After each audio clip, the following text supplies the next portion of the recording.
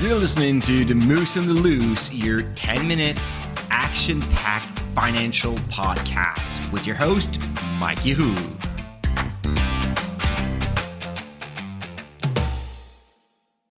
Hey, what's up, Market Moose? Mike from The Moose on the Loose. Happy New Year. Well, I know I'm a bit late on that, but you know what? Over the years, I've listened to myself every single time that I was tired.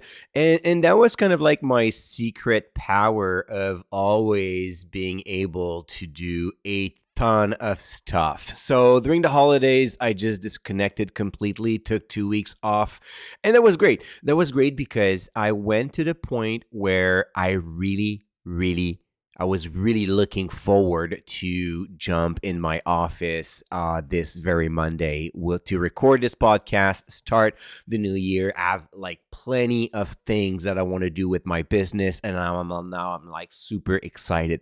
So taking some breaks from time to time is always great. I hope that you have enjoyed your holidays.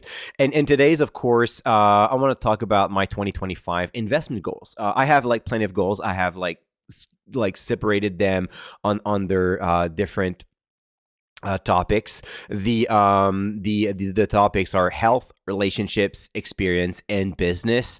And in business, of course, because I have a business, I do that, but it's business / personal finance. It's kind of like both of those. So today I'm going to talk about my investment goals with you. And I think it's really important to have goals, regardless if it's like personal finance or not, because it's a great way to advance. It's a great way to evolve, to learn new things, learn new skills, make new friends. I've done that for many years, and every at the end of the year, I reflect on what just happened in 2024.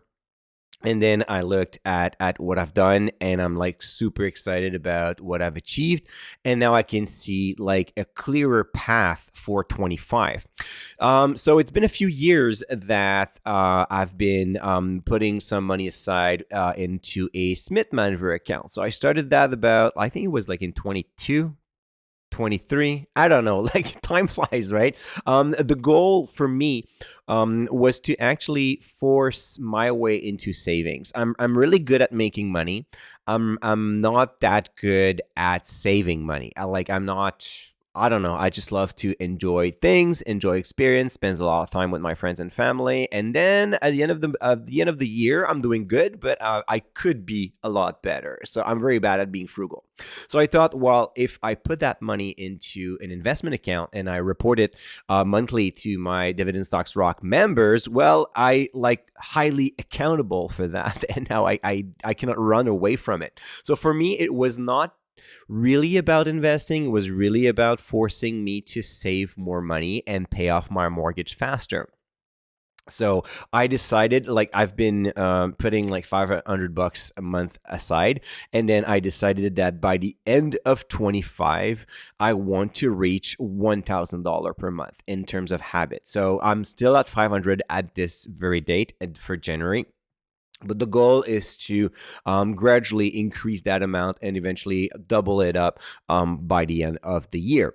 It's, of course, a good way to pay off my mortgage faster because, yes, I'm not paying off my mortgage really because I'm reborrowing all that capital the same day to put that into an investment account. But at the same time, if I eventually have like $100, $200, $500,000 into that investment account, well, I'll have like more than my mortgage paid off at that time if I reach 500K for sure. But that's the case, right? That's the idea. It's to put money aside, let it grow. And then if one day I have a problem or I just want to pay off my mortgage, well, I'll have that money sitting on the side for me. Before I move on to my next goal, though, I just want to highlight 3 super important for the Smith Manager. It's not made for everyone. Actually, I don't think it's a good strategy for most investors because rule number 1, you must have a very high risk tolerance. And by high risk tolerance, I mean like looking at your portfolio going down 40% and not blinking. Like if you're not able to envision this, like imagine that you have like borrowed like $50,000 from your line of credit or $100,000. Let's use you $100,000. So you're up to the point where you borrow $100,000 and then it goes down to 60, and you should not even have a sentiment. You just should not even have an emotion. So that is a high risk tolerance. If you're not there, that's okay. That's perfect. But just don't go with a Smith Manager. So that's rule number one, super high risk tolerance. Rule number two, very long-term horizon. And by long-term horizon, I mean minimum 10 years. Like 10 years would be a short-term horizon for a Smith Manager. Why? Because you want to be able to let that money compound through at least one full market cycle. And a market cycle usually goes from, of course, a bull market and a bear market. So you want to have the full circle. It takes on average between 5 to 8 years. Sometimes it's smaller, sometimes it's longer.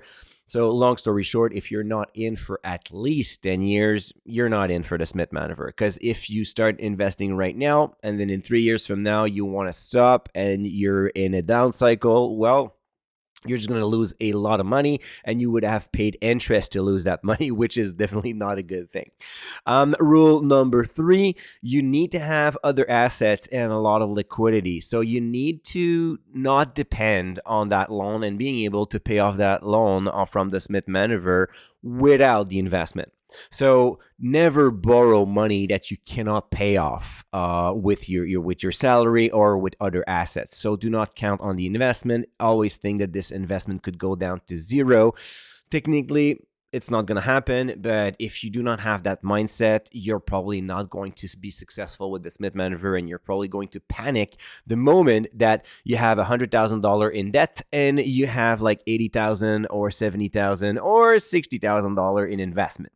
So high risk tolerance, very long-term horizon, and a lot of like other assets, liquidity, and ability to pay the loan without the investment that you use. So if you have ticked those 3 boxes, maybe you can consider Smith Manager. The other goal that I have, and that will be super fun because you're going to be able to follow this adventure with me, is on the YouTube channel. So you can go on YouTube, where you can listen to all the Moose and the Loose, but also watch other videos on the Dividend Guy YouTube channel. I want to force my way to save another $1,000 per month. So I'm going to start a brand new portfolio, not related to debt this time, because I don't, like I said, I don't want to put too much pressure on that debt level with the Smith Manager. So this time it's going to be literally like $1,000 invested a month in a taxable account. The goal will be to have like 50% Canadian, 50% US dividend growth stocks. Like I want to use the exact same strategy across all my portfolio, so it's not going to be any different. Maybe my choices will be different a little bit because I want to have like good diversification. Of course, I'm going to buy a few of my usual suspect, but the key here is not to be overweight into a specific sector or into a specific stock across all my portfolios. So I will be pulling out a video every month on YouTube talking about my buy of the month, why I decided to buy it at this time, and it's going to be a nice other case study that I will be building with you guys months after months, just showing you how I do it, and for the best and for the worst, of course, because I'm not worried about sharing my mistakes. Actually, when we make mistakes, we learn a lot more than we make a ton of money, and then we're just thinking that we're good investors, right? So the goal here is really to do that. So that was pretty simple, right? I didn't want to go with like 55 goals for 2025. The idea here is if I'm able to save enough money to increase my Smith Manager to $1,000 a month, and then increase another $1,000 as savings in another portfolio. Well, I know that my 2025 years on the personal financial side will be great, and that's going to be just a good thing. So when you put like simple things that can be easily actionable. Now it's just a matter of like making enough money and saving enough money to be able to have that like $2,000 at the end of the year, like $2,000 per month available to invest. That's going to be great. So I'm looking forward to hear about your financial goals for 2025. You can go on YouTube and share with me with your comments. And tomorrow I'm going to talk about what 2025 has in store for some of my favorite stocks. So we're going to have like a mini series this week. So on the 7th, the 8th, and the 9th, we're going to talk about various sectors, various stocks that I like or that I follow. And we're going to see if anything's going to come out great in 2025 for them. So stay tuned. Make sure that you subscribe to the YouTube channel to not miss any episode. And we're going to talk again tomorrow. Until then, don't forget to stay invested.